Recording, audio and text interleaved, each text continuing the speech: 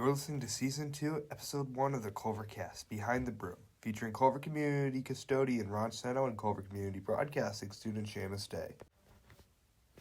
Hello, I'm Seamus Day, and this is Season 2, Episode 2 of the CulverCast. Joining me today, Mr. Ron Seno, the custodian for Culver Community High School. Pleasure to be here with you today, Seamus. So, Ron, how's your day been today? So far, so good. I just got started here. I'd like to say I just got started here, but I've been here since 8 o'clock. So, you're from Chicago. Just what's it like growing up in Chicago? Yeah, I was born and raised in Chicago, and the neighborhood I grew up in was a tight-knit neighborhood. It's similar to a small-town community. You knew most of the people in your neighborhood. A lot of your friends lived right on your block.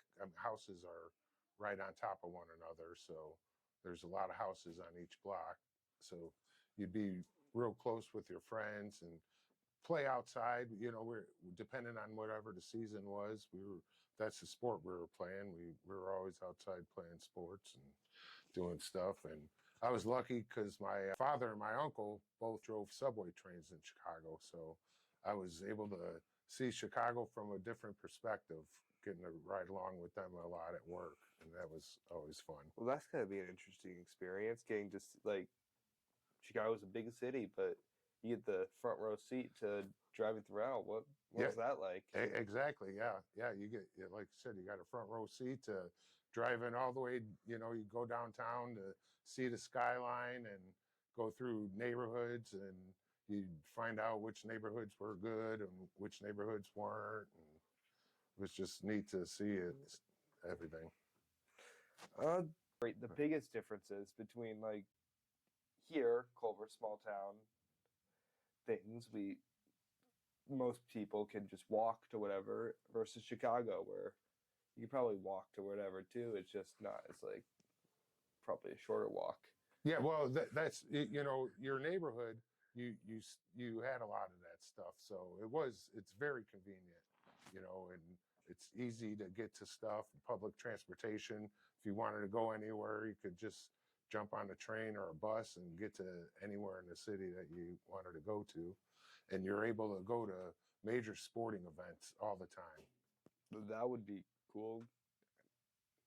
Yeah.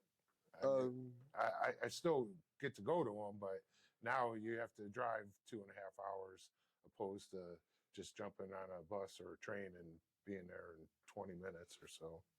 While we're on the topic of sports, how did you discover sports? My mom's family was real big into sports. A couple of my uncles played semi-pro football. They played baseball, and growing up, my older brother was into a lot of sports, and my mom was a big sports fan, so I spent a lot of time watching sports. That's where I got my love of watching sports, was with her. She was always watching the Cubs or whatever football games were on. What lessons have sports taught you over the years? Sports, it teaches you a lot about communication, teaches you about winning and losing gracefully. So, we know, and for those of you who don't know, Ron works as an usher for Notre Dame, formerly escorting students, I believe, and then now you escort away team? Yes, the visiting team, yeah. So what does your day look like when you do your job down here and then you got to go up to South Bend for a Notre Dame game? What does that look like? Well, when I work here, I come into work and I usually meet with Rose. She's our daytime custodian, and see what's going on, and she'll let me know if there's anything I need to know about that happened during the day.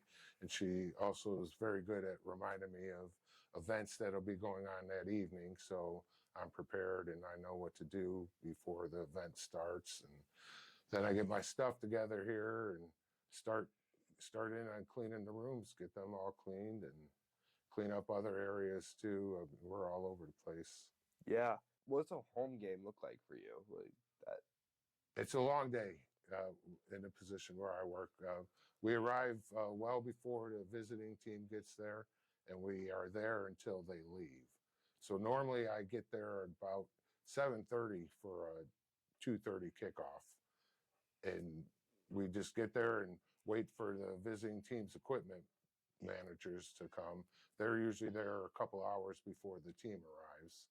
Wow. They get their semi unloaded and get all their stuff in, and we just make sure they got everything they need, and if they need to go anywhere in the stadium, they know where they're going, and we'll escort them. And You said the equipment managers arrive even after you, but you're there a number of hours early. So yes, what do they have to do that requires them to be there? they have to unload a semi when they get there. They usually have the semi full